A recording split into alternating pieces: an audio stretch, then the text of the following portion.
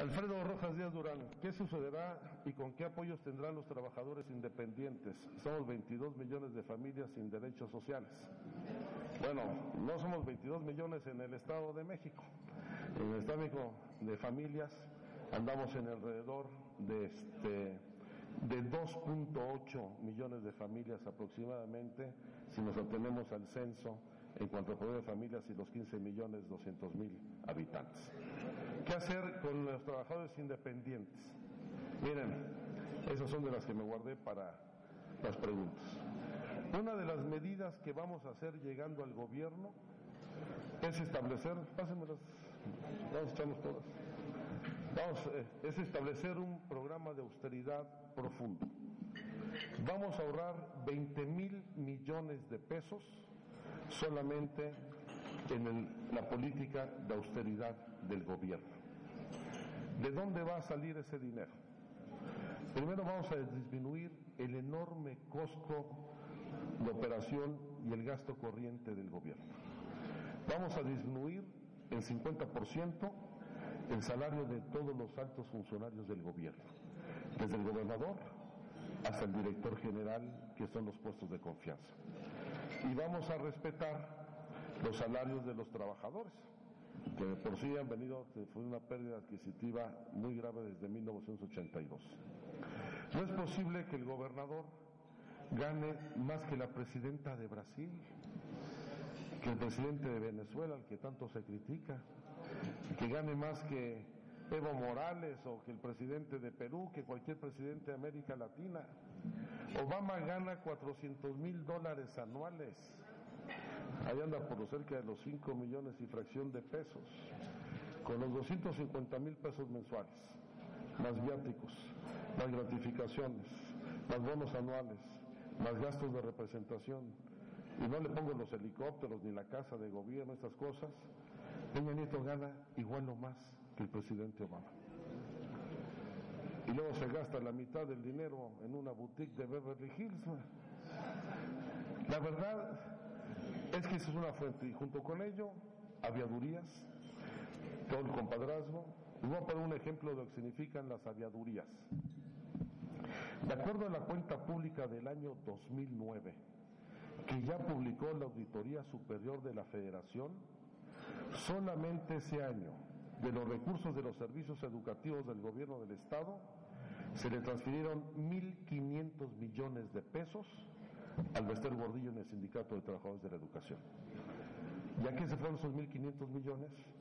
A comisionados del sindicato, a aviadurías, a sobresueldos a los maestros para que anden haciendo campaña electoral en lugar de estar dando clases, y a gastos en apoyo al sindicato del Bester Gordillo.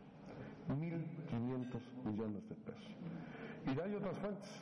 El año pasado el Estado de México recibió 5,000 millones de pesos para el Seguro Popular. Son recursos que concentra el gobierno federal y se entrega a los estados. Y los estados tienen que aplicarlo en el Seguro Popular de acuerdo a sus necesidades. El Estado de México etiquetó 1.500 millones de pesos para la adquisición de medicamentos. ¿Saben cuánto utilizaron para comprar medicinas? 180 millones de pesos. ¿Dónde están los otros 1.320 millones? ¿Quién sabe? Aunque lo más probable, y viendo otros programas, es que lo hayan transferido al pago de intereses de la deuda. Porque como hay una enorme insolvencia en el pago de la deuda, están indebidamente transfiriendo recursos a los pagos del servicio de la deuda.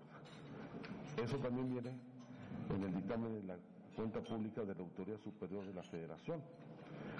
Entonces, se ha sobreendeudado al Estado, aparte de los PPS, y además están desviando recursos. Esta política de austeridad va a tener 10,000 millones de pesos el primer año para el fomento al empleo. Desde créditos a la palabra, los famosos microcréditos, que alguna experiencia tenemos en eso con un programa muy exitoso que fue el del Distrito Federal, en donde logramos recuperaciones del 85% de los créditos a la palabra. Empezamos a dar créditos de 3,000 pesos mensuales a grupos solidarios, Acabamos entregando créditos en una banca social hasta de 750,000 pesos a estos mismos grupos, si mal no recuerdo, y vamos hasta una banca social en el Distrito Federal. Habrá créditos a la pequeña y la mediana empresa. Ahí está nuestra principal fuente de generación de empleo. Y va a haber créditos que a veces son de 25, de 50, de 60,000 pesos, que es lo que se requiere muchas de estas empresas pequeñas para poder mantener su actividad productiva. Y vamos también a alentar muchos recursos para el campo. Y espero que esto tenga un impacto real en el empleo, porque lamentablemente aquí en el Estado de México, si las memorias y los datos no me fallan, traemos una tasa de desocupación del 6.7% de la población económicamente activa, y solamente de el 2005 al 2010 la tasa de desempleo se ha incrementado en más de 31 puntos en la entidad. Por eso este problema que tenemos con los jóvenes. De los 7 millones de jóvenes que no estudian y no trabajan en el país, 1 millón están en el Estado de México. Y esa es una generación perdida que necesitamos reinsertar en los sistemas educativos y en el empleo. Porque si no, vamos a ir a perder a esta generación de manera definitiva. Voy más rapidito. Lo de compras de gobierno está como herramienta para fomentar. Ya hablé de todo el programa de proveedores del gobierno y que sí, muchas gracias, que vamos a impulsarlo. Me preguntan ¿cuál es su programa de propuestas para evitar la inseguridad en el Estado? Me voy a tardar un poquitito porque no es un tema fácil. La primera, tenemos que acabar con la corrupción en la policía. Y para poder acabar con la corrupción en la policía, tenemos que acabar con la corrupción en el gobierno. Porque si algún gobierno vertical existe en el Estado, en el país, es el Estado de México. Y nadie hace nada abajo sin que lo sepa el de arriba. Y la mordida que se cobra en el crucero, o la mordida porque era el día que no circulaba, o porque trae placas de otro estado, va subiendo palmo a palmo la escalera jerárquica en el Estado. Y eso hay que tenerlo claro. Si se quiere sanear a los cuerpos policíacos, se tiene que sanear al conjunto del gobierno, porque la corrupción se volvió una forma de gobierno y de control político en el Estado. Por eso no solamente basta ganarle al PRI, se requiere un cambio de régimen político en el Estado de México y la construcción de nuevas instituciones.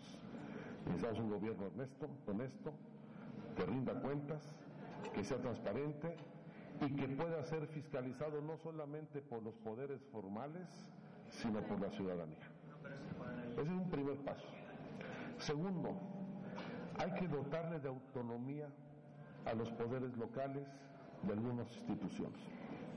Hay que darle autonomía a la Cámara de Diputados, porque los diputados en el Estado de México no son un poder autónomo y plenamente constituidos.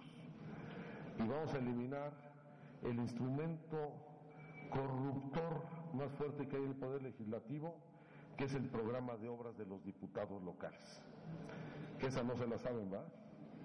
Los diputados que tienen 2 funciones fundamentales, es legislar y fiscalizar el ejercicio del presupuesto, se dedican a repartir materiales y hacer obras que les da el gobierno del Estado. Y ese es un instrumento de cooptación y de corrupción de los diputados. Tenemos diputados convertidos en bodegueros que construyen primero su casa con esos materiales y luego replican los mecanismos de clientela y control corporativo, al igual que lo hace el PRI, y lo hacen los de todos los partidos.